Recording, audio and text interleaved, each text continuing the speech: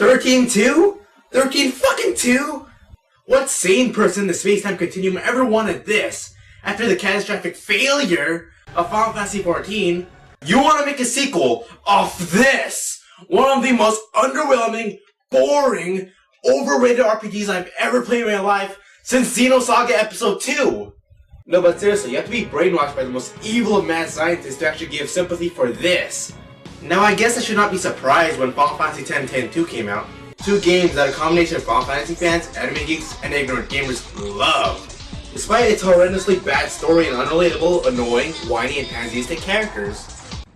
Hey, wanna hear the most annoying sound in the world?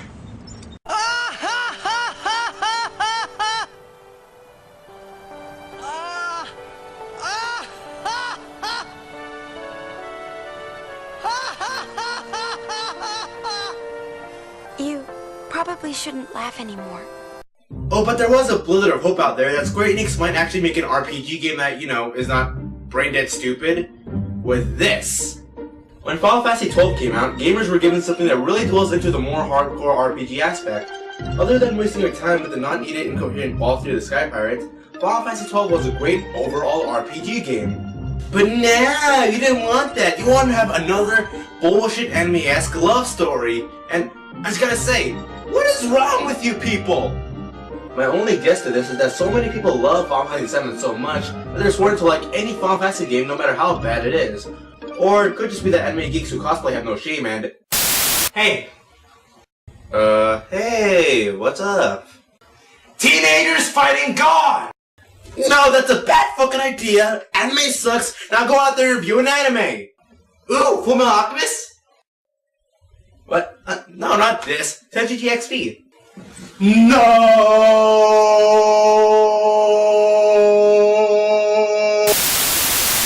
Okay, after being interrupted, Halo 3 was a milestone game, but that didn't mean gamers could stop critiquing when Halo overpriced DLC came out, or when Duke Nukem Forever and Fable 3 came out also. All I'm saying is that Square Enix is relying on the title of Final Fantasy to carry good sales, rather than raising its standards. Deus Ex did great, but I think it's safe to say that Square Enix and the Final Fantasy franchise is going nowhere but downhill when it comes to overall quality. Oh come on, but how's Final Fantasy doing bad if Final Fantasy XIII was the fastest selling RPG game of the year? Well, with that logic, you might as well just say that Twilight Breaking Dawn was a better movie than Star Wars A New Hope, Star Trek The Wrath of Khan, and Big Trouble in Little China. Or Call of Duty is better than Arkham City, Uncharted, or Skyrim. You know what? I can top that. The Green Lantern video game in 2011 is better than Ultima 3, Phantasy Star 2, and Gauntlet Dark Legacy. Yeah, that's practically the mindset you're going to if you're going to actually call this a good game based off how much money it makes. But I guess the best way to start this review is to point out the redeeming qualities of this game. As standard for the series, the graphics are breathtaking and visually stunning.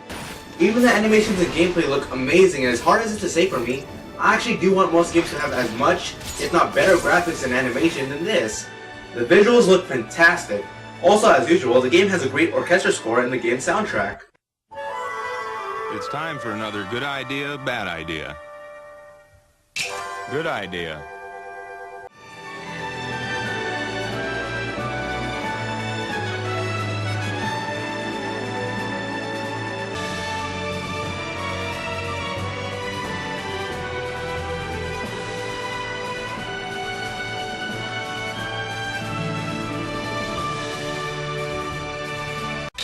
Bad idea.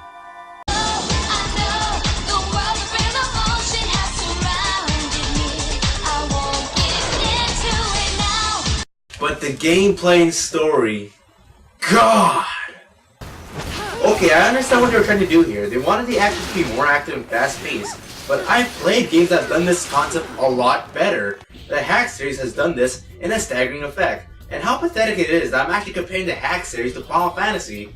Besides, 13's battle system really doesn't involve that much strategy, along with the fact that these fights really have no dramatic tension to it, and are ridiculously long and boring.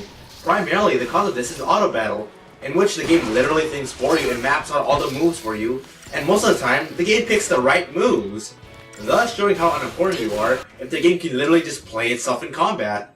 And I'm not joking when I say I was literally reading and not even paying attention to the screen at all during combat, and that is not a good thing! If I don't give a shit what happens on screen, then I'm not really enjoying the game, am I? Halo game developers, if I'm watching basketball on my laptop while at the same time playing the game with one hand, then you're failures in storytelling! And programmers! I'm pretty sure that even old school fans would rather have a more diverse, strategic turn-based battle system instead of coming off with lifeless battles in 13. Today I swear I'm not doing anything, nothing at all. Woo-hoo, woo-hoo, nothing at all. Woo-hoo. Oh, and if there's one word to describe the leveling system of this game, it would be lazy. Here's pretty much all you do. You hold and press the A button.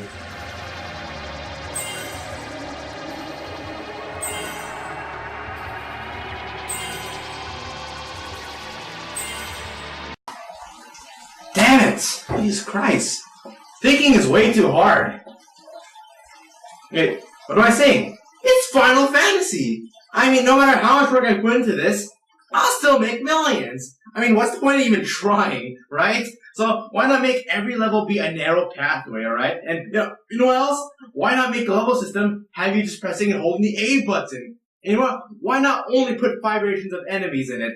You know why? Because I don't care. I don't give a shit. We here at Square Enix don't give a shit. We stopped caring a long time ago, man. We'll still be rich, no matter how good or bad this game is. So why not? Yeah, who needs a talent tree where you can specialize your character's abilities and skills with different branches in the way you want him or her to be? If you can just simply hold the A button and let the game follow the one set path in which you have little to no control. And don't say, well, you could go to the left path and get a bonus. But first off, you really don't need the bonus in the first place. Second, what's up with this? Whoopty shit, I get plus strength for hope, my mage character who casts healing spells. So yeah, that extra path, complete waste of time. Oh, but you can differentiate your characters through the 6 different classes. Well, you might actually make a point right there. But then again, this game fails at that also.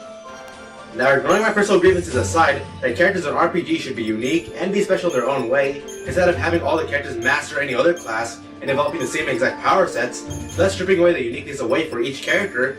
Why in the hell would I ever want Hope and Vanilla to play the Commando class? Why would I ever want Snow play the Med class? Why would I ever want Lightning play the Sentinel class? When her entire character is that she slashes people with a redeemable and not a stupid gunblade.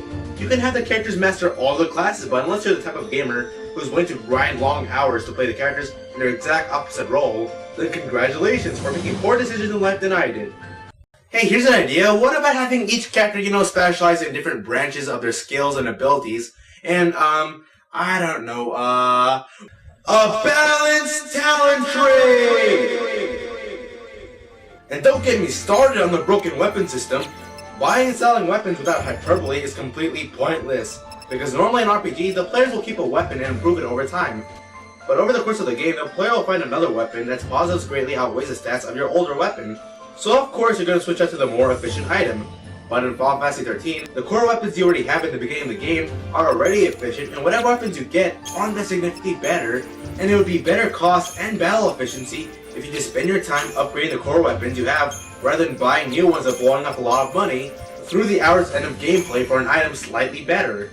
So let's see what we have here. We got a very boring gameplay battle system. We got a dumbed down leveling system, a broken weapon system. The characters in no way are unique in an RPG game.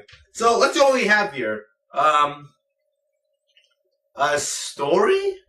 Uh-oh. Then let's run away. Ciao! This is gonna hurt, ain't it? Okay, where the fuck am I? Why is there an idiot pushing robots? Why is there a chick wearing a short skirt over her short shorts? Why can't she summon electricity, and why isn't this ever explained? What's the purge? What's a lassie? What's a fallacy? Why do you switch to crystal or a zombie if you feel your focus? Why do fallacies get focuses? Where's Pulse? Why do riot guards get their ass beat by this idiot? Why doesn't this douchebag carry a gun? Why does this girl exist? Why is this guy the only black person in the game? Why is there a chocobo living inside the only black guys in the game's afro? What is going on? What is going on? Ah! Uh-oh. Then let's run away. Ciao! Okay, I know it's not fair to judge a game until I get deep into the story, but I played over 30 hours of this game. And it still makes no sense. Okay, there's a battle going on. I mean, you are Sanctum, aren't you? What's a sanctum? What are you doing trying to stop the Purge? Why? What's the Purge? The army's no match for Nora. What the hell's Nora? Find some place to hide and keep quiet. Once I find Sarah, we'll all leave together. Who's Sarah? Jesus Christ, I'm not withholding any information at all. Actually, they start throwing out terms like Psycom and Nora and Pulse and Lassie. Like you're already supposed to know this stuff already. The game starts off in this city, and the plot immediately re-rolls you in with exposition that for some reason you're already supposed to know, as if it's second grade math. And you're never gonna guess how you're supposed to understand this stuff. Codex. I'm not shitting you. Codex. A reading rainbow. A reading rainbow. I'm not kidding, the only way you're ever gonna understand anything in this game is by reading the Codex. Instead of, having the story tell the story. So alright, this is Lightning, who for reasons unknown wears a short skirt over her short shorts into battle. She holds a retractable gunblade and she's looking for her sister Sarah, spelled with an E.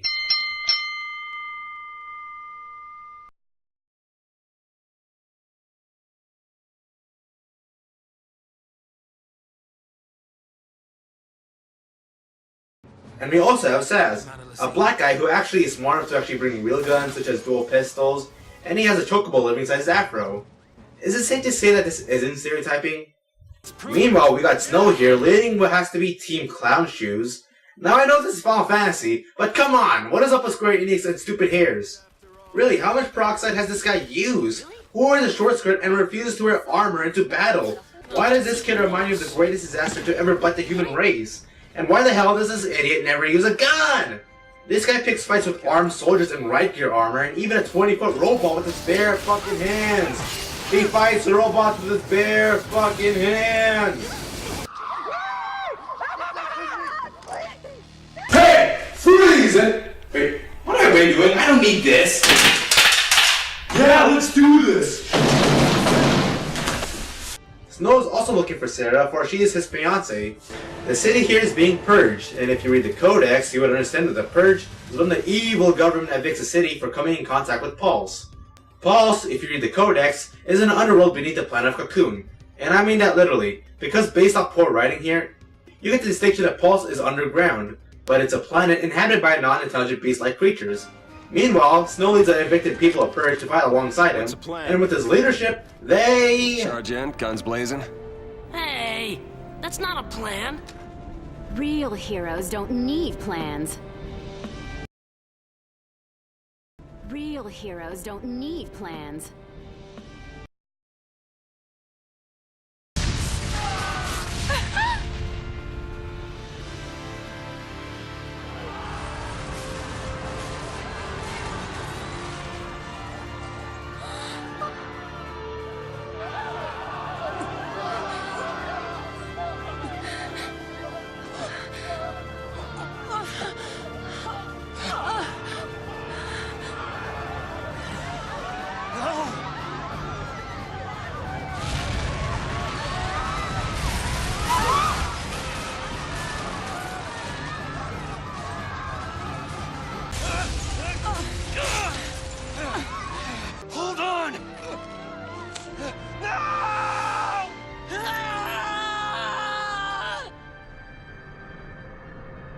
Yay, for no plans!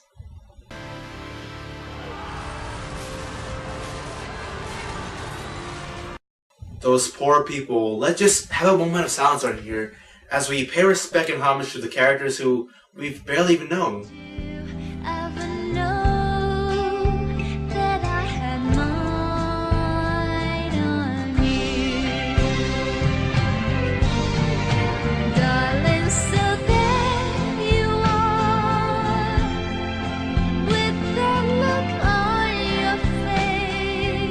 Okay, moving on. One of the people who died is the mother to another protagonist, Hope, a whiny brat of a kid who we're supposed to sympathize for with despite not knowing a single goddamn thing about his mom. Then after him, we get...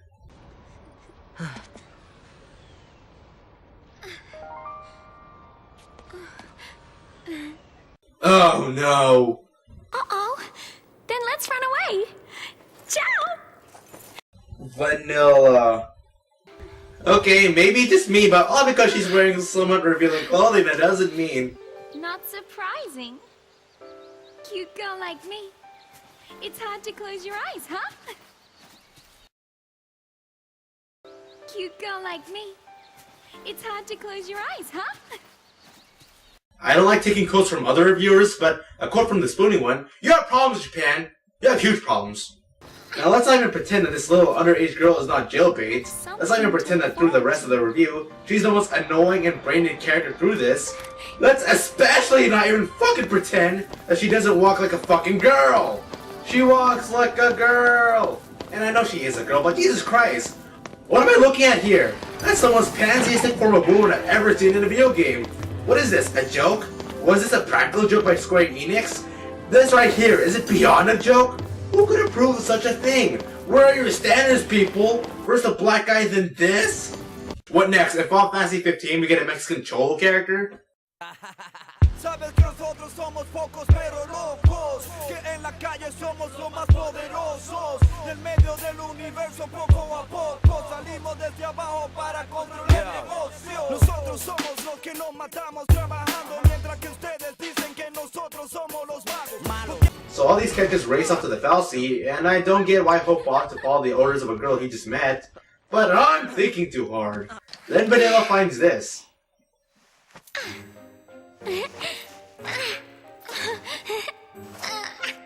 Well? That's, Okay, let's also ignore the fact that she found an inexplicable weapon, and for some reasons unknown she's responsive to the ground, and nobody else in the game uses it. But where did Hope get the boomerang? I don't know. Okay, so they all reach the fallacy, which are these powerful deities that rule over their respective planets of Cocoon and Pulse, and they meet up with Sarah as she completes her focus. In other words, her mission from the fallacy. By completing it, she transforms into a crystal stasis. Yeah, I don't get it either, but enraged by this, Snow goes off to the fallacy, with the others chasing after him. They battle a fallacy, but it's way too powerful, and they are all given a focus that turns them into Lassie, which grants them magical powers. And it turns out the way that they tell their victims what their focus is by giving them blurry 2-second black and white images that pop up into their heads. Which makes entirely no sense, because if the fallacy wants something to be done, why can't they just go tell straight up what they want them to do? How do these powerful deities ever expect these characters to do their job if their mission could possibly be anything? You might as well just show them anything, like here, I am the fallacy and I'm going to give you a focus. Here it is. Here's a hint. You got it? Your goal was to make me a peanut butter sandwich while looking at a picture of JFK. If you didn't guess that right, then you are now a zombie! Congratulations! Woo! Seriously, I'm just mind-boggled over the whole fallacy giving out missions without telling them what the mission is. Focus comes down, people. The fallacy, they don't spell it out with clear-cut instructions. All you get is a hazy glimpse. Well, you know, that's what they say. You know, legends and all. Legends. I love the fact that even the characters are confused on the whole fallacy focus thing. They all start debating on what their focus is, whether it be to destroy Cocoon or save it.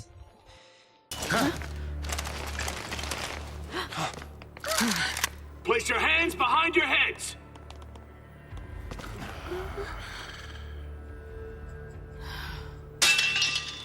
You fallen off the purge train? Maybe. Or are you talking back to me? Huh? Huh? Nice gun. Shoot her. Shoot her. Shoot her. Oh, good job. Their grunts might be green, but SciComm's elites are cold-blooded beasts. They hit the field and it's game over. Yeah, these SciComm guys have to be total SOBs if they can't take on a guy who punches robots. The group finds crystallized Sarah and... Oh! Do it again! Do it again! Her! Yes! Do it! One more time! No! No, no, no! Not now! Now! Can you guys punch Vanilla for me? The group leaves Snow alone with Sarah so they can move on to their focus. And I'm telling you, man, these characters are freaking athletic. Look at this! Look at their vertical leap! Like, dang! You find a working ship as Snow deals with Cyclops soldiers, and also summons the twin sisters. After discarding yourself against them, or literally, you just block them, they transform into a motorcycle.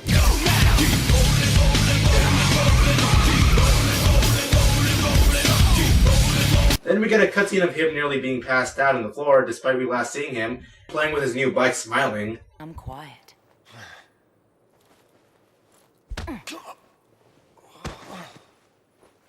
It's not a punch, but it's something, so woo! Why are you helping? He's taken in while the others attempt to escape with their airship. Here is where you can see the amazing graphics and how good they are.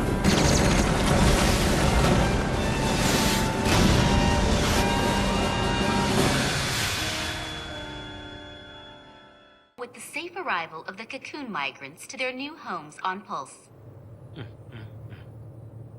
Yes, that is correct. There's no denying the enormity of the strain the Purge placed on us all. But given the tens of millions of lives at stake, there truly was no alternative. Wow, I wonder who the villain is. You know, this is pretty comedic. With the sudden change in tone of the orchestral music, you might as well just have a sign saying, "I am the bad guy." My god, this guy's the most obvious villain I've ever seen since Ben Kingsley from Prince of Persia. The ship crashes as Lightning and Hope head off to Palmpolam, as Sans and Vanilla head off to, somewhere else. Actually, they just run away. But moving along, in Lightning and Hope's travel, Lightning accidentally summons the not Norse god Odin, and they battle, with Odin finally transforming into...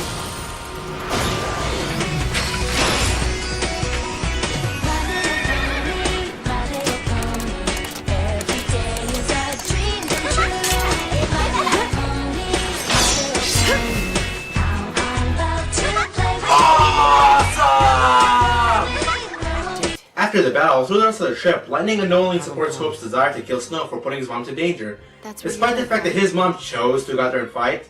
So, yes, I know he's just a child and he doesn't know better, but he comes across as this whiny, inconsiderate, immature brat who blames others for a non-religious reason. But as it turns out, our heroes are overwhelmed by the SciComm, but here comes our heroes, Snow and the woman known as Fang, to rush out to save them. Gonna need a plan. At some point, they split up with Hope attempting to kill Snow, but Snow snaps him out of it when he saves him.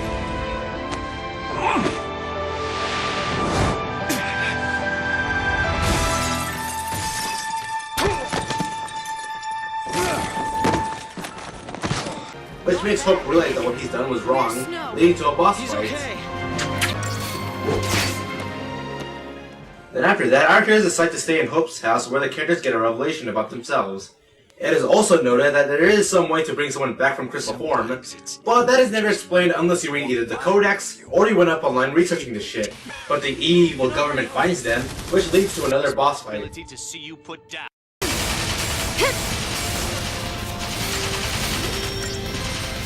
Thanks.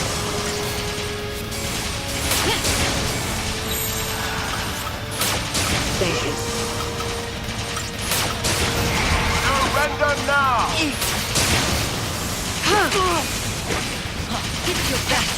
Oh yeah, this will take a while. Alright. See you later guys, till next time.